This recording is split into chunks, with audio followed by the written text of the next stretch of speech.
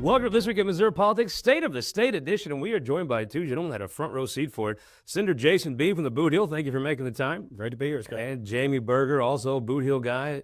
It's an all-SEMO show today. Thank you for making the time. It is, and thank you for having us both. We appreciate you. Okay, I have to say, when Governor Kehoe talks about his mother, when he gets choked up, I had to, even the crotchety German in me, I get a little choked up. I went to that funeral. What an amazing lady, and I thought he did a great speech today. I thought he did a tremendous speech. I mean, his first State of the State address, and I thought it was wonderful. I agree with you. I mean, when he brings up his mother, it's tough. So. Well, you know, it makes me think of my mother, too, in the same way, and it kind of chokes me up, too. I can't keep looking at him. I got to take my eyes off of him. When a leader shows that human side, right? I mean, it just endears you to the folks. Exactly. All right, biggest thing coming out of that, they did not fund the education formula. I thought that was the biggest policy statement he made about not funding the formula. I have to say, I think a lot of folks wondered how you were going to fund education after last session. I think you found out you're going to fund it a little less. I mean, I think we had definitely concerns of SB 727 last year, and I think we're seeing those concerns definitely come to attrition with his announcement. He made it twice. We are not funding the formula. He said that twice. So I think it's something that definitely was an eye-opener in his speech. Now, Senator Berger, you're a freshman senator, but the Senate doesn't always go along with the governor's budget estimations. What do you think of the governor's budget as far as not funding the formula? You know, I think that's his prerogative. Now, when he talked about funding transportation wholly and some of the other things, ESAs and those things, I think all that money comes together to help us bridge those gaps and maybe fund it for this year, 727, because last year's legislators, 82 of us in the House and 23 senators voted for 727, and that's our commitment to public schools or schools in Missouri. So hopefully we can get there. You know, the suburban folks and the city folks, the charter schools are very important to a lot of the legislators there. But that transportation funding matters where we're from. It matters. Are you going to hold the feet to the fire and force them to keep their word on the transportation funding? Because some folks predicted the minute they did that deal with you guys, the first year they could get away from it. They'd leave those yellow dogs without gas in them. Are you going to force those people to pay for those buses? I think so. You know, and Governor Kehoe actually alluded to that transportation is 100% funded, if I heard right. Absolutely, and that's like you said, that's so important. I don't care if you're Risco, I don't care if you're Copper Bluff, I don't care if you're East Carter County or Van Buren. Mm-hmm. Those transportation dollars are very, very important to those schools in our rural areas across the state. It so affects the bottom line. It has to be. Yeah, absolutely. Let's talk about roads. I liked what he talked about rural roads. Somewhere Dan Hageman had to say amen. Absolutely. When he brought up rural roads. $100 million again, and that is so important. Yes. You know, we're seeing such advances that we've been doing since I've been here in infrastructure into, you know, our roads and bridges. And I mean, we've got in Southeast Missouri, the 67 project that we funded last year. I think your work on that made you Citizen of the Year in Poplar Bluff, right? I don't know. Congratulations. Yeah, exactly. Quite an honor, and your hometown. So. Yeah, absolutely. You know, but I don't think people realize those letter routes. They carry our farm to market goods and they carry our most valuable resource. Most of our children are on the school buses. So as we can continue to fix those in our district is big. I had to take 3 lettered roads and 67 and 142 to get to Neelyville High School. Right. So I'm very familiar with those. I'll talk about agriculture, the biggest industry in this state, the most important industry in the state of Missouri. I think Kehoe, as a first-generation farmer, has an appreciation for agriculture, and I think maybe that's reflected in the budget a little bit. Oh, absolutely. I mean, he talked on it quite a bit of being a priority, continue to be a priority. You know, and it's great that as a first-generation farmer, I mean, he truly sees all of agriculture, and I think that's a great thing because I've seen him drive a baler picker on my farm and helping feed cattle on his. He's drove Gussie around while he's feeding the cows. Yeah, one guy was cold that day. What do you think? I mean, I do think he gets agriculture. The budget seemed to make an actual commitment to funding agriculture.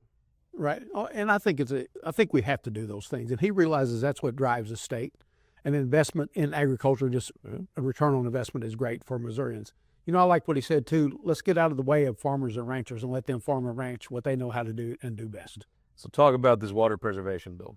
You know, it kind of started 4 years ago when Don Roan's agriculture committee, when I was in the House, I brought up, just asked the DNR director, I said, what keeps people from pumping water out of the state of Missouri? And he sat there a long time and he didn't answer. He said, Representative, I'll get back with you. He comes to my office the next day and says, nothing keeps that from happening.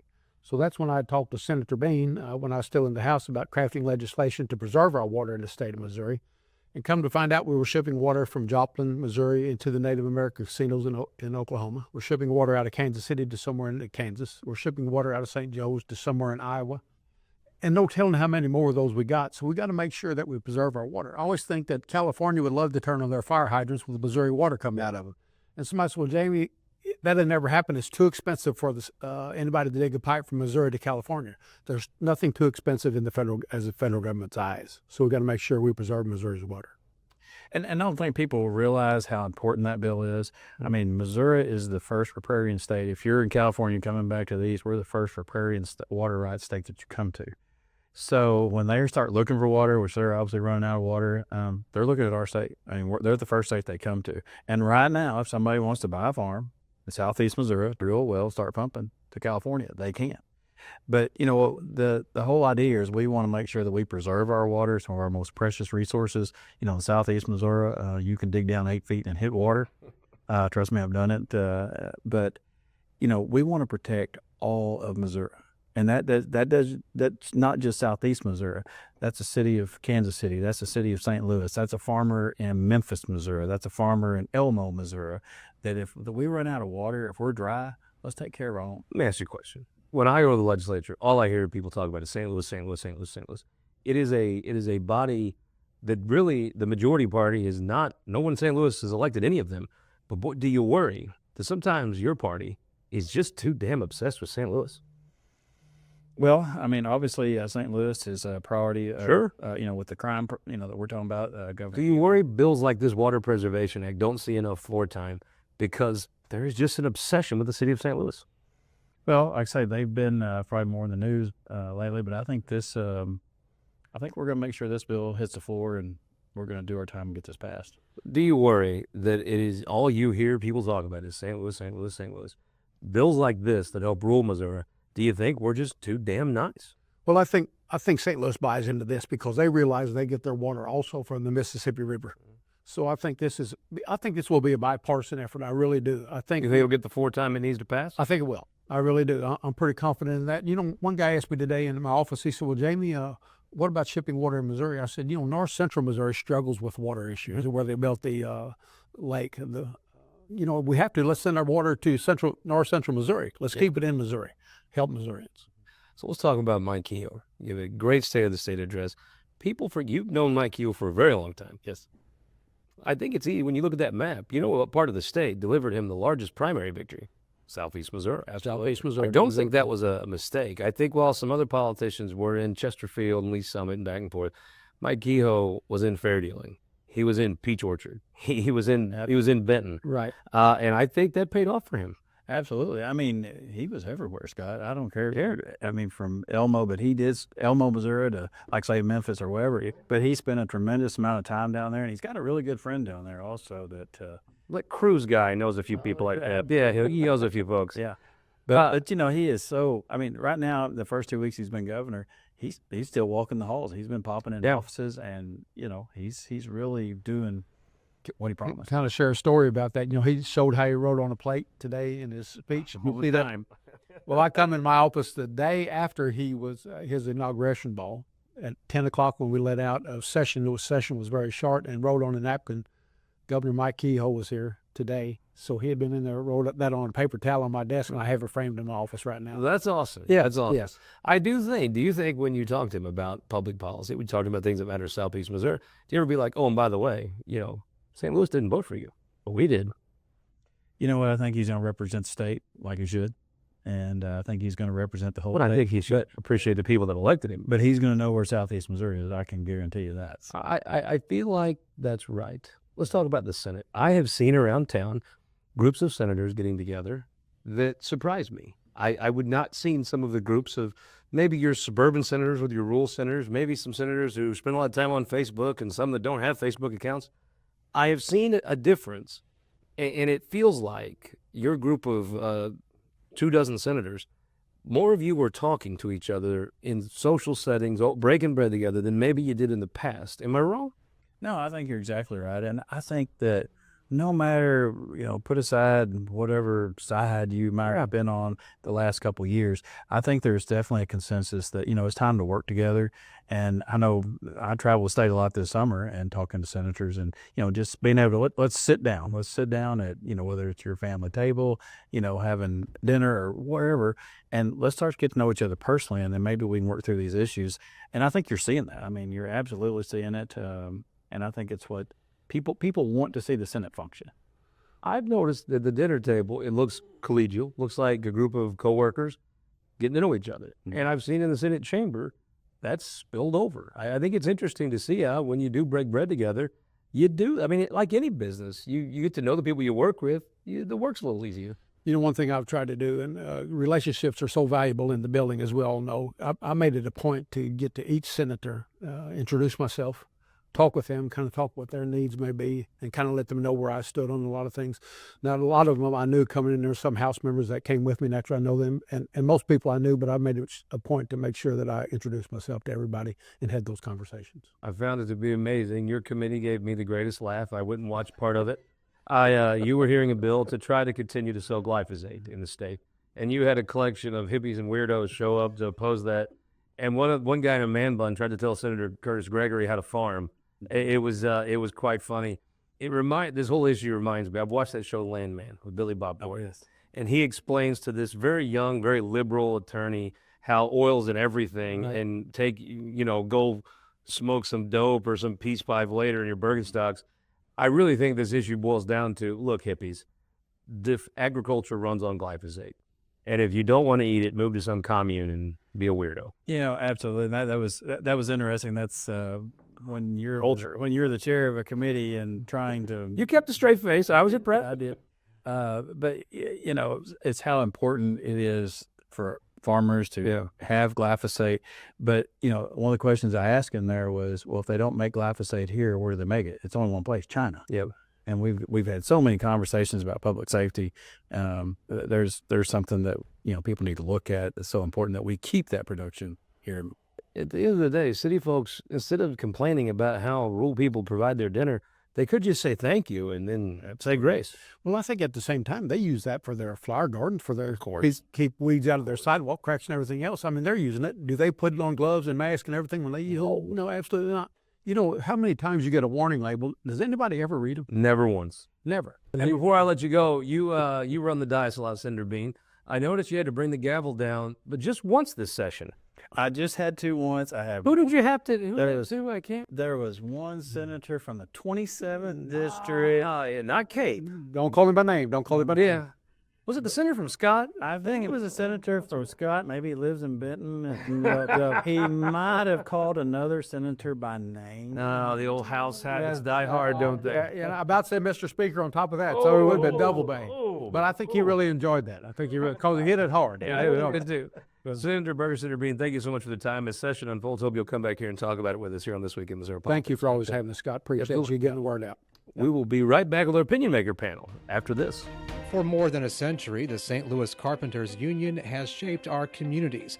Through trusted alliances, we deliver skilled professional craftspeople while our business partners provide the kind of quality jobs that keep our economy humming. It's a blueprint that has worked since 1882. Turning Missouri into a right-to-work state stalls progress, wipes out jobs, and kills momentum. Right to work is wrong for everyone. Let's keep Missouri moving forward. Visit carpdc.org to learn more. Missouri farmers have been doing what's best for their land for generations. After all, no one knows what it takes to feed and fuel a growing global population better than they do. So why are trial lawyers threatening Missouri farmers' best defense against weeds? Our farmers don't need to be controlled. They need to be supported. Keep glyphosate in our state. Show your support at TakeControlMissouri.com. Paid for by Modern Ag Alliance in support of Missouri farmers. Missouri's childcare crisis is hurting our children, families, and even our economy. Currently, 78 Missouri counties are designated as childcare deserts, where the number of kids needing childcare exceeds the number of available options. Today, some Missouri families are spending more on childcare than housing, and Missouri's childcare shortage costs our economy $1.35 billion every year. Missouri families and businesses deserve better. Learn more at mochampionofchildren.com. Data captured by our state-of-the-art monitors helps us pinpoint the timing and location of severe weather more accurately and respond to trouble more quickly. Ameren, Missouri's investment in smart technologies like this is one way we're improving reliability and restoring power faster than ever. Responding to trouble before trouble hits. That's energy at work. Ameren, Missouri. Welcome back. This week in Missouri Politics, Opinion Maker Panel Time. State of the State Opinion Maker Panel Time. Representative Simmons, the great freedom-loving Franklin County. Thanks for joining us. You stole the words right out of my mouth. And Brinkers. Yeah. Steve Butz, the South City legend. Thank you so much for the time. Thanks, Scott. Good to be here. Tara Peters from Rollo, one of my favorite places in the state. It's almost St. Patrick's Day, right? It is. It's coming real soon. Is there a better place in the state to spend St. Patrick's Day than Rollo? Rolla's number one. I think it actually is. It is. And Travis Wilson from St. Charles, the home of the best Oktoberfest in the state. You are correct. We're very proud of it. And that's not the only festival. We've also got Festival Hills, Christmas traditions. I can go on for a long time, Todd. Guten Tag. Let's talk about this the speech by Governor Kehoe, State of the State speech. These things are always a little tough because you give an inaugural 2 weeks ago, right? So it's almost you retread some of that ground. But the one thing I thought was newsworthy, he announced that they're scrapping the foundation formula to fund education. That's a huge change in Missouri public policy. It's true. And, you know, Governor Kehoe really understands that in Missouri, we have to keep our options open about how we educate our children. Obviously, public education is going to be a part of that, but also there's going to be some other choices that are available to Missouri's families. And I think that's incredibly important. I think, you know, as a fan myself with the Rolla Bulldogs, I do think you can make the case that education in the state has not innovated, has not kept up with the changing trends. I think you could make the case that this state, and maybe most states, education has been what should be the most innovative thing, is one of the least. It is one of the least. I think that our public schools are struggling as it is, and so we need to do better. I think maybe this will be the step in the right direction, especially for our rural schools. See, Butz, I mean, let's be honest, most programs in the state of Missouri is the rest of us take money from your part of the state and spend it out state. That is very true of the foundation formula. It has to be exciting for you to think, St. Louis, you're only going to come out better in this, right? Well, I mean, I always want St. Louis to get its unfair share of the pie because I just think we need it. We need to get St. Louis on track. But we made a commitment. I don't care what the newly elected governor says. We made a commitment to greatly increase funding for education, including public. I just think we can't turn our back on that. That was the number one thing. He lobbied on it. Can you voted do on it all? Yes, we You're a can. businessman. We Can can do you it do all. it all without raising taxes? Yeah, we can do it all without raising taxes. We have to quit cutting taxes. And that's where the Republicans are just disingenuous. They want to back the blue. They want to increase education, but they don't want to tell people, you know, I can't keep cutting your taxes. Representative Simmons, one thing about the Germans in Franklin County, they are thrifty. They do not waste money. They are. I just wonder, honestly, there was a bill passed last year with an enormous fiscal note. The governor said he's going to put money into ESAs and what have you. End of the day, though, you can't do everything and cut income tax to zero and capital gains and property rates. You can't do everything with less money. Well, you got to prioritize. I mean, that's what we do in government. You prioritize, even the education system. You have to prioritize. And he's fully funding, the transportation that a lot of the public schools, demanded. And so changing the formula, I mean, the lens that he looks at, that I look at, is what's in the best interest of the students. And I think that's why he's willing to shake up that whole system, because by looking at the measures of what's best for the student, we're not doing as good as we could be. What happens if into this study they come up with a plan and Rollo loses out? Is that how you're going to base your vote on this? Well, obviously, I don't want Rolla to lose out. So whatever's, I represent my constituents, so we have to make the decisions based on what's good for my district and hopefully the state. I have to think your district benefits from the new formula. Am I wrong? Well, obviously, my district has two school districts. We have the City of St. Charles School District, and we also have the Orchard Farm School District. And I can tell you that I see two very unique districts, one of which, you are correct, I think would very much benefit from that. But then the other has been innovative and tried to think about how they can work around the way that things are and try to come up with new ways to make sure that students' best interests are taken care of. Steve Butz, let me just ask you the question I think a lot of this stems from. is there any amount of money you could spend in the city of St. Louis schools to bring them up to a standard that the rest of the state and the people of St. Louis would feel good about it? Not strictly money, but money is certainly a big part of it. I think when you've got school buildings that are as old as ours, we're an old city, we have to rebuild all kinds of stuff in the city. But yes, money is a big part of it. Even on the outstate, that you guys could even say innovation. How much innovation can we do when we had a minimum teacher salary of $25,000? You guys got to be kidding me. 40 was such a big push. And I'm like, even that's a joke in my opinion. Well, especially to school districts that border Arkansas where it's 50.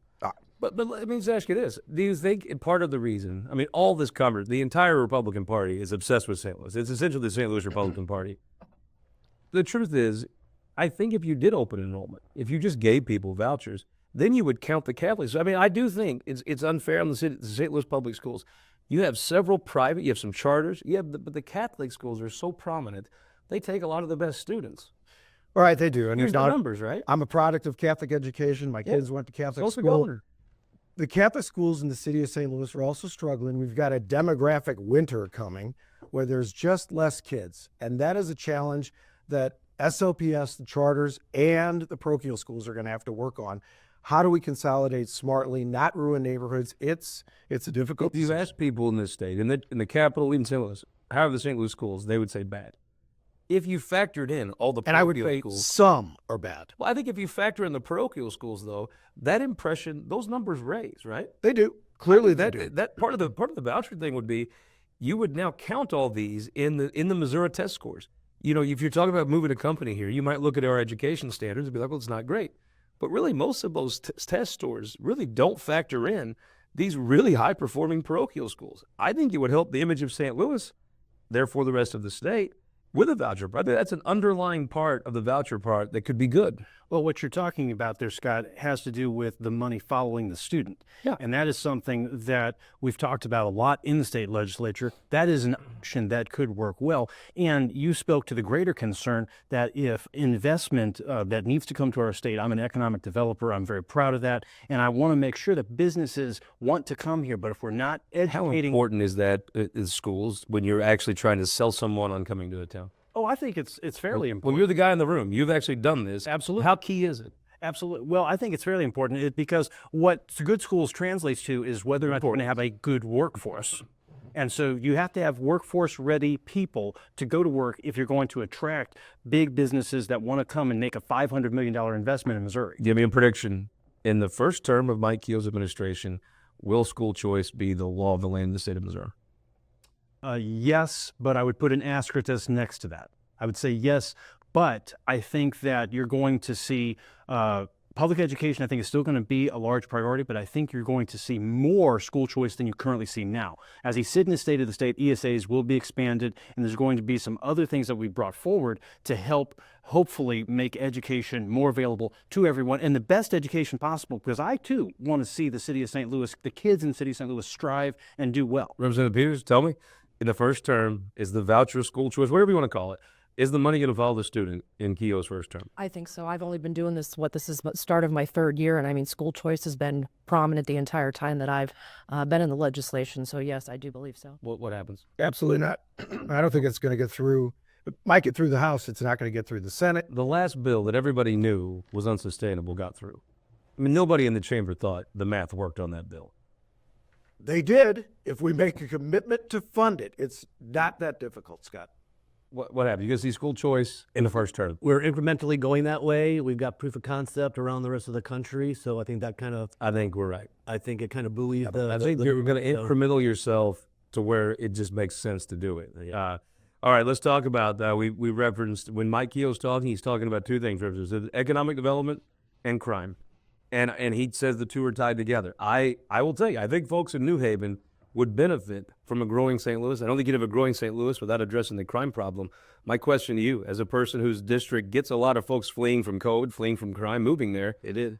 end of the day, can you make people feel that St. Louis is safe? We have to. I mean, Is it possible to do, though? I think so, because I know there's people like your Representative Butz and the leaders in that city that are trying to do that, and we're also pushing them to be that way and do those things.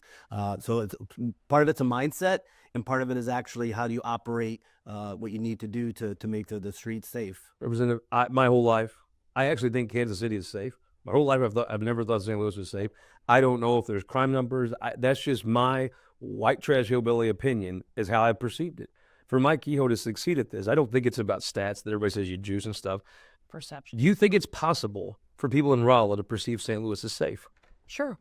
I think that if he works maybe hard about it and go at it a little the way he's going at it, it will be. But I think, we talk about Rolla and being so far from St. Louis, but I mean, it's overflowing into my district as well. We had a bunch of people that had some cars stolen and a ring going on down there, and they had come from St. Louis. So, I mean, it's not just St. Louis. It extends to the rural areas as well. Is it time, though, Steve Butz, if you're going to come in and take over the police, everybody in this Republican Party needs to be a PR factory for St. Louis, because now they have skin in that game. I think that this entire state's history is basically the rest of the state banging on St. Louis. Now St. Louis needs some help, and it benefits everybody if it improves. My question is, without every single person in the party that wants to make St. Louis their obsession, nobody in St. Louis votes with the Republicans. They're obsessed with them. If they come in here and dive into this amount, I think everybody in that party should be a PR machine for St. Louis. The perception of crime is to me greater. I've lived there my entire life in the city of St. Louis. There are some neighborhoods in the city, it's dangerous as all get out. There's others you can absolutely walk around. What we are facing is our declining population skews our crime statistics. Our unique landlocked city skews our crime statistics. But, as a guy that's always defended the city and loves all parts of the state, I think it's disingenuous when I'll just pick on Senator Schroer. You're just always banging on the city of St. Louis, yet you're a big supporter of the Blues. I mean, we're the Cardinals, we're the Blues, we're the St. Louis Symphony, we're the Muni Opera, we're Washington University, St. Louis U. We're so much in the city of St. Louis. The bones are still there. Well, they're going to kick us off the air, so with a minute left, who won the week? Definitely the Kansas City Chiefs. It was a cool game. I was there. I'm going to say Missouri Department of Corrections. Today there's a ribbon cutting ceremony for the first in-prison nursery where inmates, ladies that are having their babies, can stay united with their babies and not be shackled to the gurney while they deliver. 1 week. I'm going to pick on Representative Benny Cook, who I think had a job to clap the loudest at the governor's speech, and he did a great job. Is there a better guy than Benny Cook? Who won the week? I think the people of Missouri won the week because for the first 12 minutes of what was about a 48-minute speech, the governor talked about reducing crime and making Missouri safer. So I think the people of Missouri are going to benefit from that mindset. I love it when he talks about his mother. You just love him. You could tell the love, and it's very endearing to watch. I'm going to say former state senator John Rizzo running the Truman Sports Complex. I was there last Sunday night. What a terrific environment. He has done a great job, and I think if you were there that night, you don't want to see the Chiefs leave Arrowhead, and I think they'll be there for a long time. I say Senator Rizzo won the week. Hope you'll win the week next week by joining us here on This Week in Missouri Politics.